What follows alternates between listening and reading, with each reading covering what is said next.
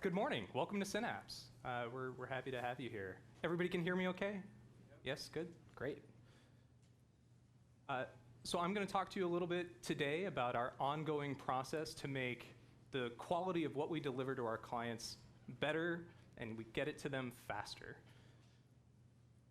In order to do that, though, I need to tell you a little bit about who we are, because as a consultancy, we have some slightly different business constraints or an operating environment than a standard product company where you actually own what you're building.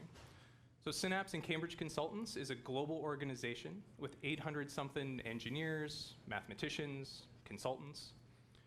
And that last bullet point, I think, is really important.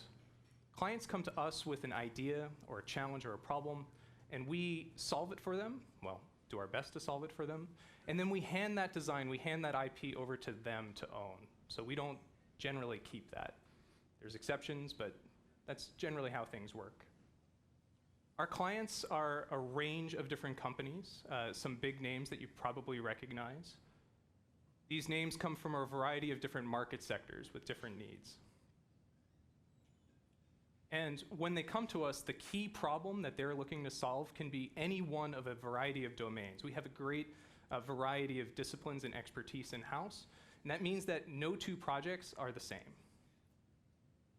Flexibility across products drives everything that we do. I mean, it has influenced this company all the way down to its roots.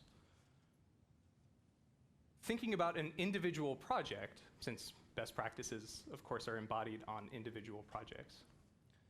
If you think about it as a linear model from conception all the way through release to customers and then eventually end of life, Synapse does most of our work here in the early to middle phases. We do a lot of feasibility work, a lot of proof of concepts, a lot of prototypes, things like that. We then do the core design work, and often we'll take it through manufacturing ramp and release. There are certainly examples where we're on either side of that, but that's our bread and butter there. Importantly, more times than not, we're on the hook for the initial development, then hand the design off to the client for them. What that means, though, is that they're now responsible for deployment, they're responsible for maintenance, they're responsible for sustaining. We don't see that. On the software side, a typical project is 2 to 4 engineers, sometimes a little bit larger, often smaller. There's very often one engineer or one engineer part-time, just working on 1 or 2 specific things. Projects can range from a couple of weeks, where we're just maybe reviewing a design, through multiple years, where, again, we're going from conception all the way through market launch. Sometimes we are the designer, we do everything. Sometimes we're just working on one little piece, and everything in between. Did I mention flexibility? Flexibility is very important to us. Our software capabilities are primarily in the embedded space and the mobile development space, though we do a bit of host and back-end development as needed as well. And our tool chains are all over the map. It's all of those, etc. And there's an important reason for that. Our clients have a range of technical capabilities in-house. Some of them have little to no software engineering in-house, and they lean on us to make good recommendations for them.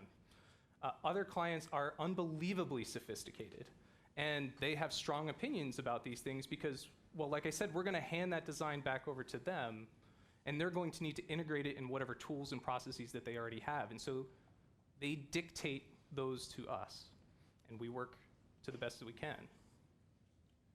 And our dev environments are, yeah, IT is laughing. Thank you, guys. You work hard, and we appreciate it. So how do we make our software development process better and consistently better? We migrated to GitLab in about 2012, and we saw an immediate win, the merge request workflow. It turned code reviews from the kind of thing you did if you absolutely had to, if your tech lead was a pedantic, the kind of person who would insist that he sit over your shoulder and walk through the code with you. So now it's the easiest way to get code into the repository, to get things merged into master. We do this every time. It's uncanny. I don't know how many folks from Synapse remember the bad old days, but they were the bad old days. Reproducible builds are another good example of this. Projects get complex. I can't remember the last project where schedules weren't tight, where there wasn't some deadline pressure. And it's too easy to focus on what's urgent at the expense of what's important. And reproducible builds, while important, are never urgent until it's too late to do something about it. And it's been a long time, but we have shipped clients a laptop because we gave them the environment. How did that happen? So in the before times, if a project had a build system at all, it was Jenkins. And I don't know how many of you stood up a Jenkins instance recently, but it takes a little while, and getting the configuration exactly dialed in is a process. And so unless it was a long duration or large scale project, we simply didn't do it. It wasn't worth the effort. But in 2016, we invested some time in a template project that used GitLab CI and Docker along with Ubuntu and the ARM GCC toolchains. And now we have reproducible builds on just about every project. Standing that up now is not some laborious process. It's copying a YAML file and tweaking it a little bit. That's it, if you have to tweak it at all.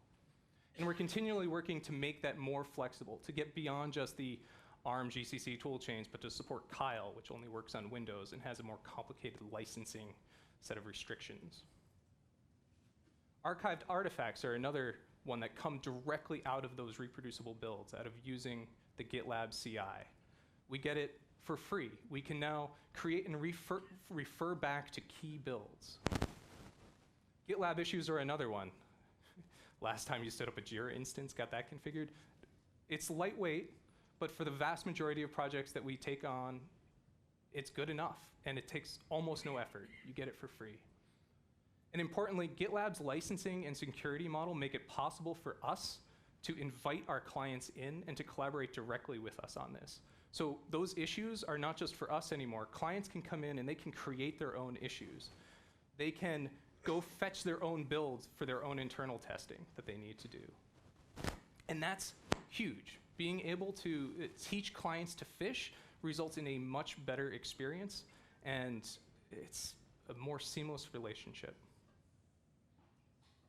I don't know if you noticed, but there's a pattern emerging here that if we want to implement these best practices, but it's the upfront cost that's expensive. And so why aren't we fighting for that? And I have a theory as to why.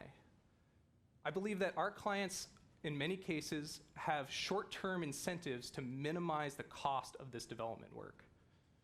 They see the value in it, or maybe we try to sell them on the value of it, but they're focused on getting their product to market as quickly as possible, and they just can't afford these things, whether that's afford it in terms of time or in terms of money. And it's a hard pitch to make. From our perspective, there's so much variability across projects that it's hard to know exactly what infrastructure to invest in, what will be the most reusable across projects for different clients. And frankly, we're not the ones who are going to reap the benefits from this, at least not the really long-term benefits. And so we capitulate. The clients don't want it. We acknowledge their needs and work with them. In other words, the project incentives are not aligned with software best practices, even when the client says that their #1 design driver is quality. But I believe that if we can reduce the upfront cost for these best practices, they will become the default on every project. And we have a history now of specific instances where that is true. So if it is true, we should be making templates. We need lots of templates, but we need to be strategic about which ones we choose. Again, there's so much variability. Where do we invest? This is my pet one. Automated test infrastructure. I believe that automated tests single-handedly make the biggest difference to the product, the quality of a product, and I believe that it is the hardest one to refactor in later. Design for testability is hard, and it's a significant effort to refactor something to become testable later. Automated documentation is another one that everyone wants, but no one wants to pay for.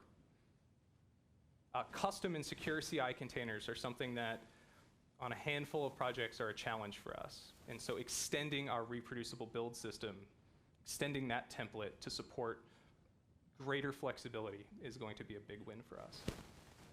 And we're doing that now. Project Akenut is our bare metal and RTOS template, and Fiesta Pinguino is our template for embedded Linux projects. Both are sort of part of our long-term goal to make unsearchable project names with umlauts and whatnot. So I've talked about software, and there's really nothing groundbreaking that this has been solved for 10 years. We know that these are best practices. The hard part is rolling them out. And in the software group, I believe that we all are on the same page about that. We understand the value of it, and it's simply a matter of making the investment. But Synapse is a hardware development company. And, well, for better or for worse, we've kind of infected the hardware team with these best practices. They see the value now, too, and in fact, they're making us kind of look bad. So the electrical engineers, for one example, the electrical engineers live between our mechanical engineers and our software engineers in terms of what their day-to-day work looks like. So like software engineers, electrical engineers need to version control a bunch of interrelated files, and they need to collaborate on those shared files. Like mechanical engineers, they're building physical stuff. They have to go out and fab it, and if they make a mistake or they have to do some rework on complex designs, that can be an expensive mistake. So they need to be very careful and deliberate about what they're doing. And there are tools to support that for electrical engineers, and there's a couple listed here, but they have a flaw, and it's that if you commit to one of those tools, you're now sandboxed into that ecosystem. And because we have technical clients who have requirements for us regarding what tools, it's hard for us to invest in building a good parts database, for example, in one of them. Because what do you do when someone comes in requesting the other? Do you keep 2 copies and try to keep them in sync? Do you, everything about that makes me die a little inside as a software. The do not repeat yourself mantra is part of me. And mechanical engineer tools and software tools, they exist, they're available, but none of them are quite right. They're not really fine-tuned to those workflows. So we built our own using GitLab. We managed to get this, to solve this problem, which is, I think, a problem that's unique to a company that needs this much flexibility. But it has a web interface, so they can collaborate just as easily as our software engineers can.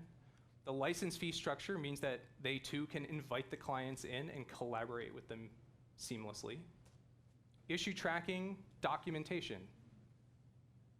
LFS support, though, is one that is incredibly important to this story. The vast majority of files that are created by these EE tools are binary blobs. They're undiffable. And Git is famously bad at handling binary files, large binary files. And Git LFS lets us work around that limitation in a fairly smooth way. SSO integration means we don't need to monkey with logging credentials. LDAP integration means that we can spin up new projects when they get entered into Salesforce or into OpenAir.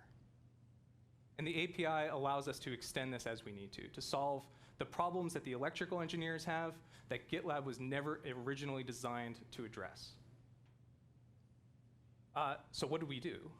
We needed a couple of custom tweaks. One of them was bump merge, which is not a particularly sophisticated merge strategy.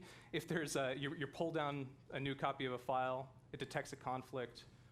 Normally, Git will throw up at you and drop you to the command line and force you to resolve it right then and there. We don't want our electrical engineers to be experts in Git. They've got expertise in a lot of other things. Let them focus on that.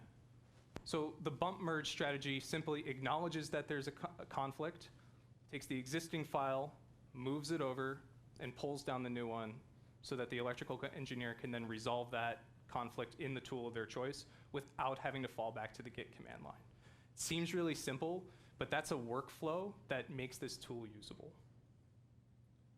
The other is the Python GitLab utility, which allows us to build a web app for this. So nobody's using Git As far as they can tell, they're just interacting with a web app, and that just happens to be an implementation detail that's really convenient.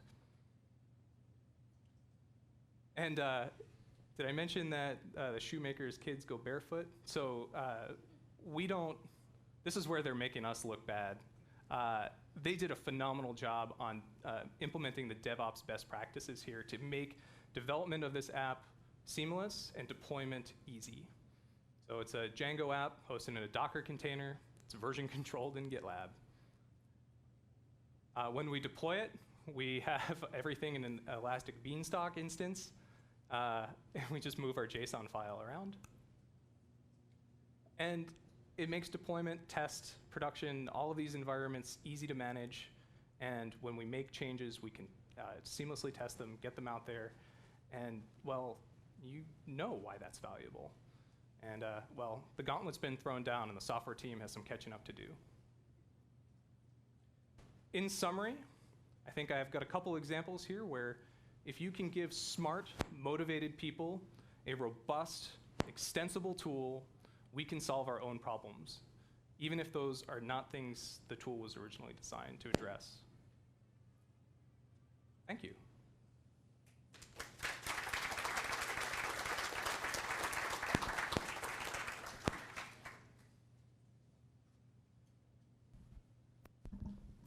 Hi there. So I noticed you had some PTC tools, or at least one up there. One of PTC's selling points is that they handle the large binaries across different formats and catalogs. What made you choose Git and Git LFS over sort of their repository or their ability to catalog those binary files? Good question. I wasn't the primary developer on that, but Doug, there's a bus coming your way. Yeah. So this is Doug Brewy. He's our senior electrical engineer here, and he did all of the good work here. And he's the one who gets all the credit. And if you have any blame to throw around too, that's his. Yeah, please repeat the question, just so I... Yeah, so PTC, their tool set tries to be somewhat format agnostic for the mechanical engineering and EE formats, and they try to offer tooling and cataloging and all that. What made you choose Git and Git LFS for the repo of those large binary files versus like the PTC native? Yeah, great question. And part of the challenge that I was also solving with this, we were previously using EPDM, which is a product made by the makers of SolidWorks that was designed to version control SolidWorks files, mechanical files, which are also large binary files.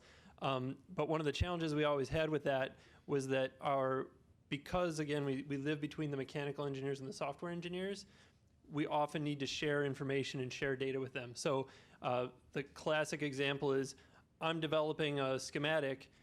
My firmware developer needs to be able to see that schematic and interact with it, maybe needs to log issues against the design if they start testing their firmware and find out it's in the electrical side.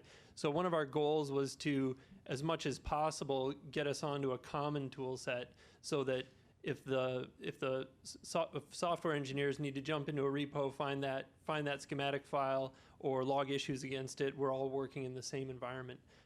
Plus, we're a relatively small shop. You can probably see 33% of our IT team, or 25% of our IT team is sitting right here. Mac used to be part of it, then it would have been 50%. But what that means is that the overhead of having, we want flexibility, but the overhead of administering lots of tools is also something we're trying to keep under wraps. So also having a single instance of GitLab that we've got experts here in-house who know how to maintain that tool and keep it up to date just keeps the overhead low, at the same time keeping us flexible.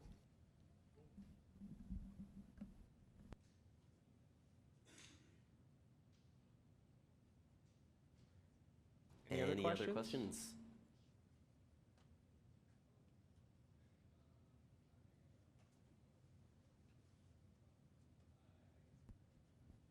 I was wondering if you could talk a little bit more about how you rolled out the automated documentation piece and what led you to using the tools that you used. It's still a work in progress. Don't let me oversell you on that.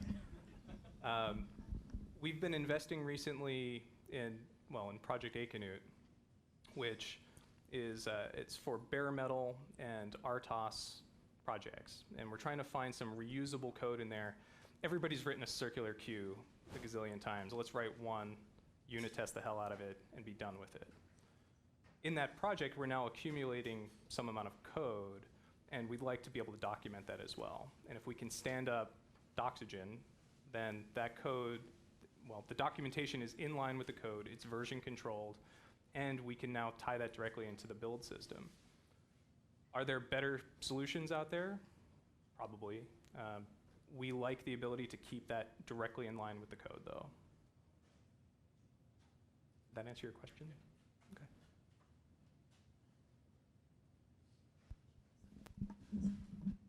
I'm just curious if you've done any work with like continuous integration with your embedded systems using GitLab CI and how that experience has been for you. I think on the majority of projects, continuous integration simply means pushing the new code up, verifying that it builds, and that any tests that are part of that build process, that those all pass. Going forward on these internal projects where we're going to be paying the maintenance cost, there's a lot of value in extending that further to running those tests on target hardware. So I can write unit tests for platform agnostic things, but I'm not going to mock the SPI peripheral on this particular MCU. I would really like to just run that on that particular board. So we're going to have a set of automated tests that are running on hardware on every push. But this is a template project. It doesn't live anywhere. It's not running on anything in particular. Fiesta Pinguino, the embedded Linux project, it is different. That one actually is, we are planning to hack it with our espresso machine a little bit, because you've got a fancy espresso machine, and you definitely want to connect it to the internet, right? So we're doing that. And in that case, the espresso machine can't go down. There will be riots. And we're going to be focusing a lot more on continuous integration there. I don't know, maybe we can get a test environment or development environment, maybe at my desk with some fresh beans, and I don't know.